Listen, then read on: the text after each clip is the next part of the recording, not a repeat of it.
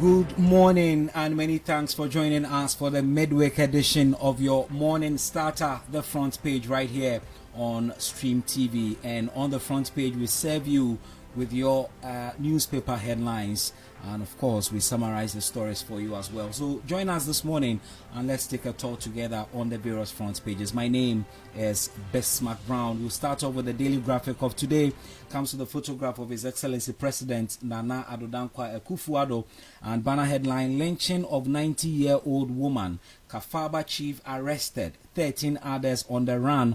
President describes action as barbaric. The chief of KAFABA in the East Gonja municipality in the Savannah region, KAFABA Wura Seidu Yaya, has been arrested by the Regional Police Command in connection with the lynching of a 90-year-old woman who was accused of being a witch. The police have also mounted an intensive search for 13 others who are on the run. And according to the Regional Police Command, the statement of the KAFABA Wura has been taken and was in custody to be arraigned today. On the front page of Daily Graphic as well, 34 COVID-19 rapid test kits fail validation test, and that is coming from the FDA.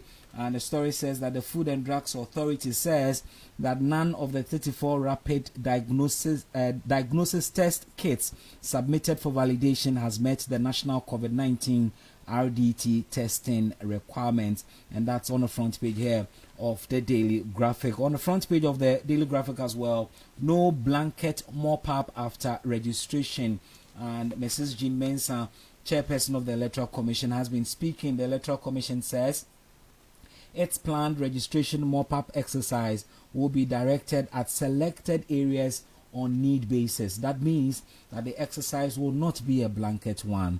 And I quote Mrs. Jean Mensah: by and large, the mop-up will focus on areas and centers which still have a good number of citizens who were unable to participate in the main registration exercise. So you want to watch out as soon as your area is included in the mop-up exercise. If you haven't registered, you take advantage of it and do so. MTN challenges NCA directive in court is also a story on the front page of the Daily Graphic of today. Well, let's move on to some other stories and some other papers. The Ghanaian Times is our next paper. Banner headline: health alert, hepatitis B birth dose shortage hits country. 147,000 newborns likely to be affected. And it's a very serious story. About 147,000 newborns stand the risk of being exposed to hepatitis B this year due to the non-availability of birth dose to avert the infection in the country. Acting Program Manager of the National Viral Hepatitis Control Program of the Ghana Health Service, Dr. Achu Siaku Kwawu, said of the number, 90% may actually end up being infected as the burden of the disease continues to rise among pregnant women. And that is on the front page of the Ghanaian Observer. Also, I beg your pardon, the Ghanaian Times. The Ghanaian Times also reports today on its front page: President condemns lynching of 90-year-old woman at KAFABA, orders arrest of culprit, and that is on the front page of the Ghanaian Times as well. And President Nana Addo Dankwa Akufo-Addo has condemned the lynching of 90-year-old Madame Ekuya Dente at KAFABA in the East Gonja municipality of the Savannah region 4 days ago. He has consequently ordered the police to go every length to apprehend the culprits to face the full rigor of the law. That's all captured by the Ghanaian Times. 78 voter regional markets, lorry parks, others disinfected amid COVID-19 is also on the front page of the Ghanaian Times this morning. Now let's move on to Daily Guide of today, and Daily Guide says KAFABA chief arrested over witch killing, and that's on the front page here of the Daily Guide, and I'm sure you know that by now. Also on the front page of Daily Guide, first timers swarm voters register, and that is an observation made by the Electoral Commission. Nairi endorses 4 more for Nana, and that's also a caption on the front page of Daily Guide. 82 financial institutions collapsed under NDC is a caption as well on the front page of the paper. The Inquisitor is our next paper. Banner headline: ugly and distasteful disorder at GRA because of Mate Kojo.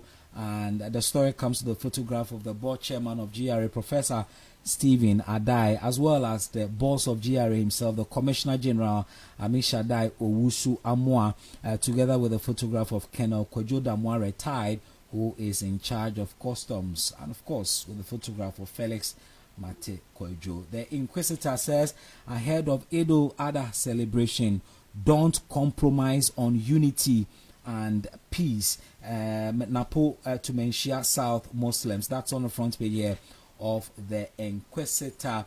Court cautious UEW provides election orders for immediate conduct of new election is also at the top right corner of the Inquisitor today.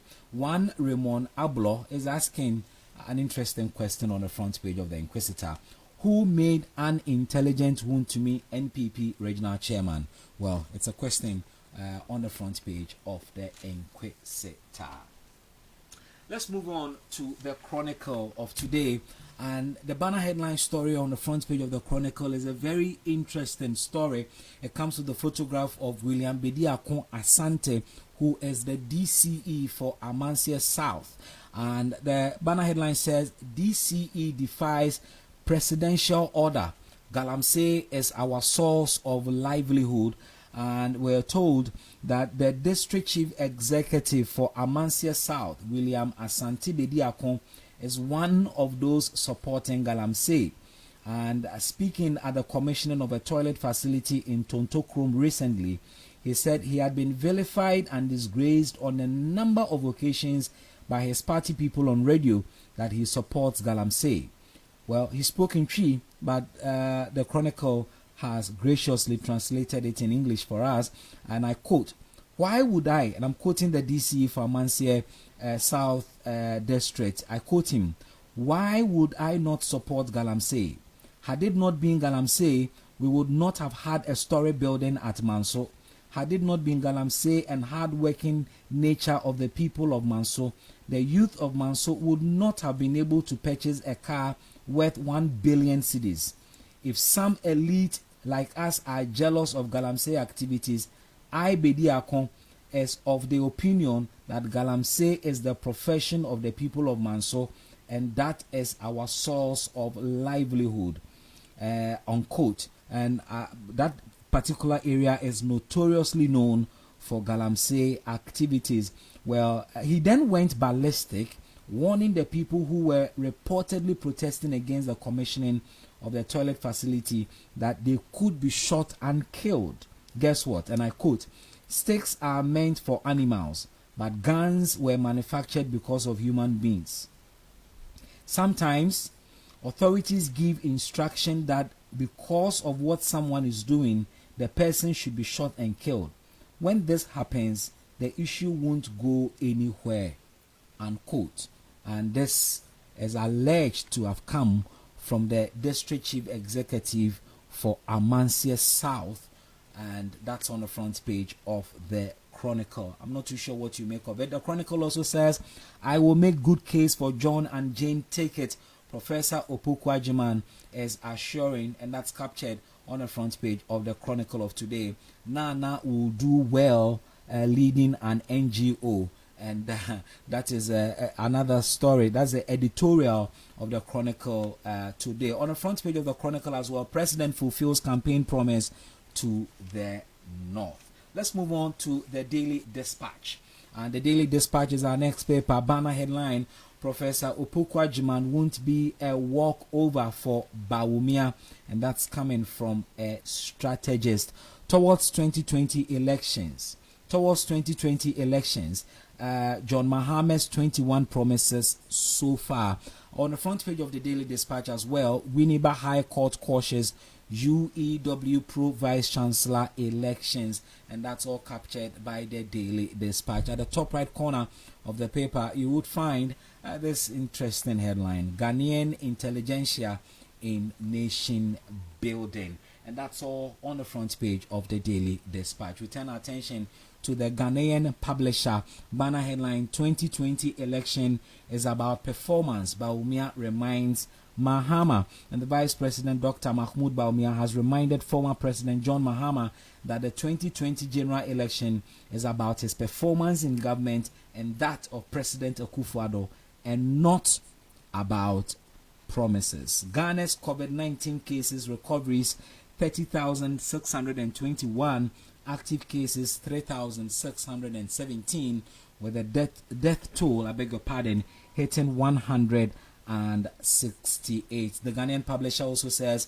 EC introduces digital queue management to reduce congestion at registration centers, and that's all captured by the Ghanaian Publisher of today. Let's move on to the Finder of Wednesday, and the Finder this morning says Nalerigu gets 4.9 million Ghana cedis water project. President admonishes residents to protect water bodies, and that is on the front page of the Finder. Mahama's track record in office abysmal. That is attributed to the Vice President, Dr. Bawumia. Ghana Health Service to publish outcome of hydroxychloroquine use on COVID-19 patients is also on the front page of the Finder this morning. Also on the front page of the Finder today, Financial Services Authority among Mahama's 10 campaign promises, and that's all here on the front page of the Finder.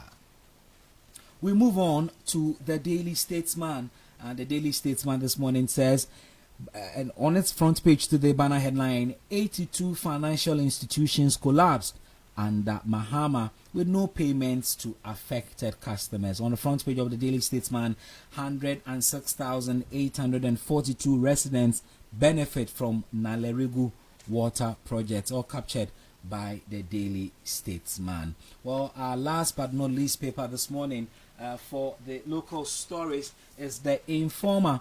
Banner headline: President Akufo-Addo describes lynching of 90-year-old as barbaric, says never again should such acts disfigure the face of our nation. On the front page of the Informer as well, fallout from NDC 2016 defeat. Mahama surrounded himself with aliens. That's attributed to Professor Hoy. The General Secretary of the NDC, Johnson Esiedun Ketia, popularly known as General Mosquito, is on the front page of the Informer as well. At the outdooring of John and Jane Ticket, Esiedun Ketia exhorts all hands on deck. Well, if you thought that coronavirus is going away anytime soon, well, you want to think again. On the front page of the Informer, eradicating COVID-19 pandemic, long way to go, and that is coming from the World Health Organization. That's about it for local headlines this morning, making headline news on the various front pages. Now, let's find out what's happening on the continent of Africa. And inside Africa, ECOWAS demands release of Mali opposition leader. West African presidents have demanded the release of one of Mali's opposition leaders, Soumaïla Cissé. He was kidnapped by an unknown group just days before the now disputed parliamentary elections on March 25. The demand was made as part of a plan by the Economic Community of West African States to resolve Mali's ongoing political crisis. Tens of thousands of people have taken part in protests since June, with at least 11 protesters dying, and that's happening in Mali. Well, also happening in Africa, Zimbabwe's ruling party threatens to expel U.S. envoy, and Zimbabwe's ruling ZANU-PF party has accused the United States Embassy of sponsoring Friday's planned anti-government protest and has threatened to expel its ambassador. Party spokesperson Patrick Chinamasa said the protest intended to condemn corruption in government were an attempt to overthrow the government and suggested they could be met with force.